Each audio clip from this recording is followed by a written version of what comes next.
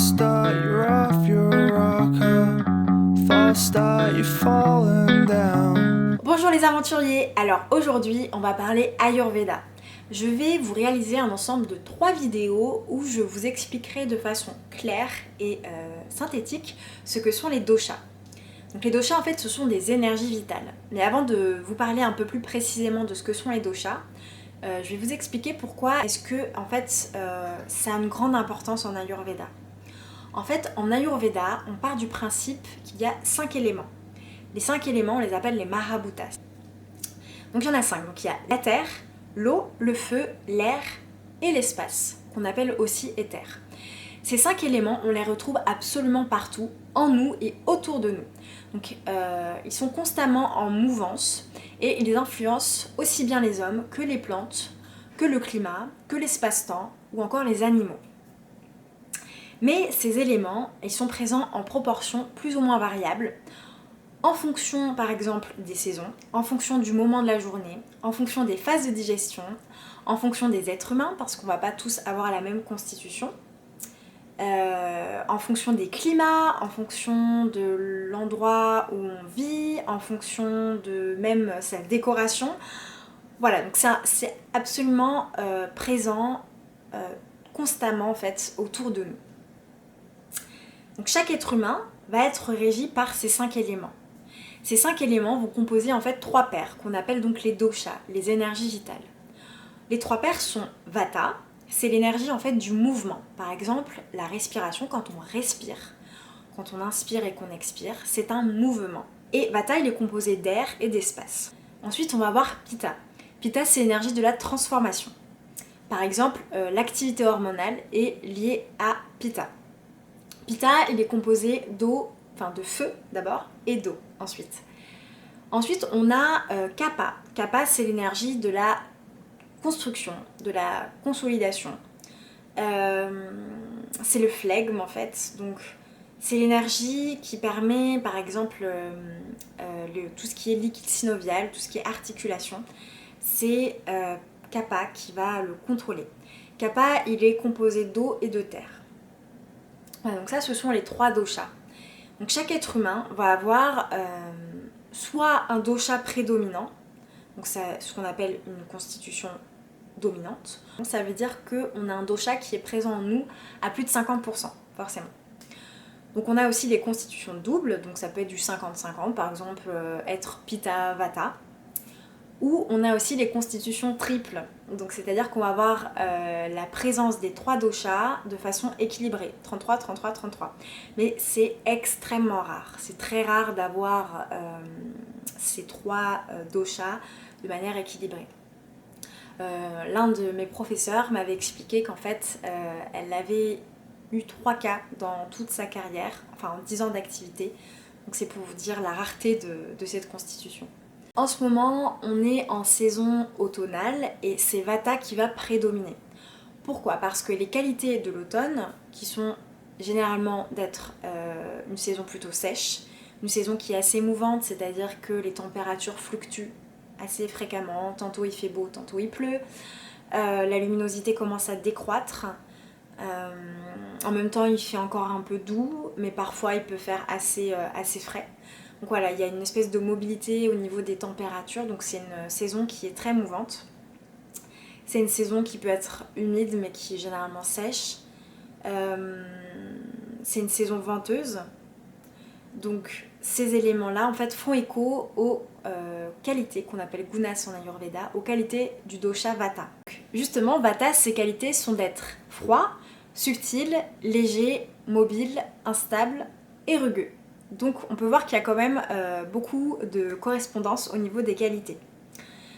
C'est pourquoi en automne on va surtout s'occuper d'apaiser Vata. Donc les personnes qui vont y avoir une constitution double, par exemple Pitta Vata, vont devoir plutôt soigner leur Vata en période automnale. Aujourd'hui on va voir le dosha Vata de manière plus approfondie.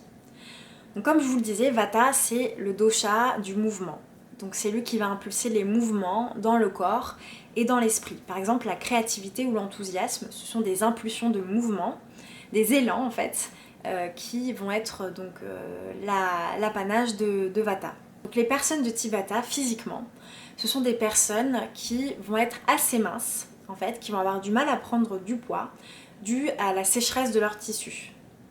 Donc il y a beaucoup de sécheresse chez les personnes de type Vata. Justement, leurs peaux vont être plutôt sèches, leurs cheveux plutôt secs, assez fins et même cassants, leurs yeux plutôt secs aussi. Donc ce sont des personnes qui vont avoir peu de larmes, peu de sueur aussi, donc dégager peu d'odeur corporelle. Et cette sécheresse, on va aussi la retrouver au niveau de la digestion. Ce sont des personnes qui sont généralement constipées, qui peuvent avoir donc des selles assez dures.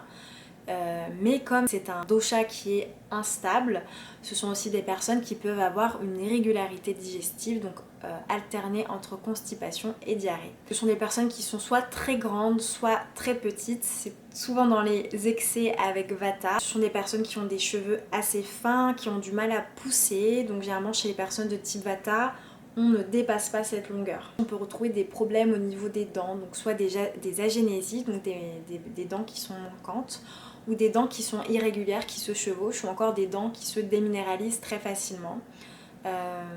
Avec une couleur, vous savez, un peu sombre sur les dents. Les personnes de type Vata ont généralement donc des dents assez fragiles ou des os assez fragiles qui se cassent souvent. Ce sont des personnes qui bronzent assez facilement, qui aiment la chaleur et qui ont vraiment une aversion pour le froid, elles ne supportent pas le froid. Parce qu'elles l'ont en elles en fait. Donc ce sont des personnes qui peuvent aussi avoir les extrémités froides, qui ont du mal à se réguler au niveau de leur température et qui sont assez frileuses. On peut aussi retrouver les régularités de Vata au niveau de l'asymétrie du visage, donc par exemple avoir une oreille plus grande que l'autre ou un œil plus haut que l'autre. Au niveau du mental, ce sont des personnes qui détestent profondément la routine, qui ne tiennent pas en place. Elles ont besoin d'être constamment en mouvement, d'être constamment dans une énergie de création. Ce sont aussi des personnes qui ont l'oreille assez fine, puisque c'est le sens généralement prédominant chez les personnes de type Vata, qui ont besoin d'entendre les choses et qui sont très du coup sensibles à la musique, aux mélodies, et du coup très réceptives aussi aux soins un peu subtils, donc avec tout ce qui est méditation, tout ce qui est sonothérapie, voilà, ça, les personnes de type Vata sont très sensibles à ce genre de thérapie, puisque ce sont des êtres assez subtils, assez spirituels généralement, mais qui peuvent parfois manquer d'ancrage. On dit que chez les personnes de type Vata, c'est le chakra racine qui est le plus faible, puisque ce sont des personnes qui ont du mal à s'ancrer, à être dans l'instant présent. Elles sont toujours en train d'anticiper l'action à venir en fait. Et voilà, donc ce sont des personnes qu'on a du mal à figer, à calmer, à apaiser. Chez les personnes de type Vata, on a souvent beaucoup d'anxiété, de peur, parfois même de tristesse. Ce sont des personnes très sensibles à leur environnement ambiant et à ce qu'ils peuvent avoir à l'intérieur d'eux. Ce sont des personnes qui réfléchissent énormément, qui peuvent beaucoup intellectualiser aussi. Elles s'adaptent très facilement à leur environnement, aux personnes, sans problème, quoi. Ça leur coûte vraiment peu d'énergie. C'est vraiment induit dans leur personnalité, c'est plus ou moins facile pour elles de s'adapter aux gens, aux choses, aux éléments, aux changements de vie, puisque ce sont des personnes qui sont régies par l'énergie du mouvement et de la subtilité. Du coup, ce sont des personnes qui ont beaucoup de connaissances, mais qui ont du mal à lier des amitiés sur le long terme. C'est-à-dire qu'elles changent souvent de fréquentation, d'amis, et ça ne leur pose pas de problème. Au niveau de la mémoire, les personnes de type Vata ont un grand problème en ce qui concerne en fait le long terme, parce qu'elles saisissent très vite les concepts ou les idées, elles jonglent très vite avec tout ce qui est conceptuel, mais elles ont du mal en fait à les intégrer sur le long terme, à les retenir sur le long terme, parce qu'elles oublient assez vite. Elles vont se souvenir en fait de l'idée, mais pas forcément des choses dans leurs détails.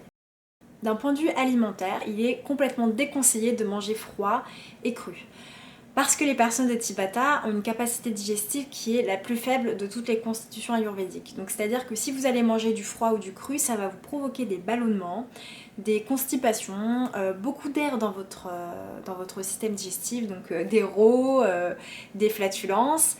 et ça va vous pomper beaucoup d'énergie en fait. Donc on vous conseille d'un point de vue ayurvédique de manger plutôt chaud et plutôt cuit, comme par exemple les agrumes, le citron, le miel ou encore le sarrasin qui est très bon pour vous. Privilégiez plutôt les viandes blanches, le poisson, le poulet, ça vous convient très bien.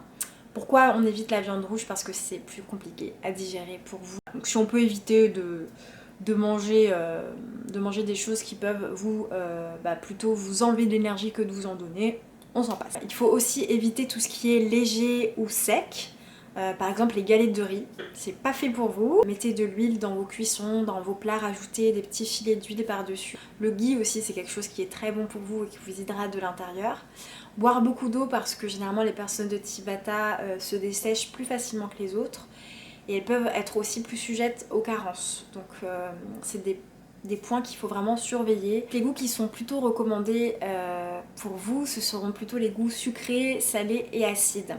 On va éviter tout ce qui est piquant, tout ce qui est astringent, tout ce qui est amer, puisque ces goûts que je viens de vous citer contiennent beaucoup d'air et peuvent vous faire du mal.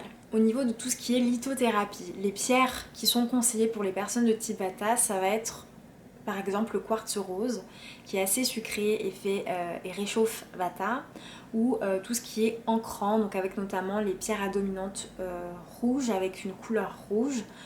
Par exemple le corail, c'est une pierre qui va vous ancrer et vous donner une belle énergie apaisante.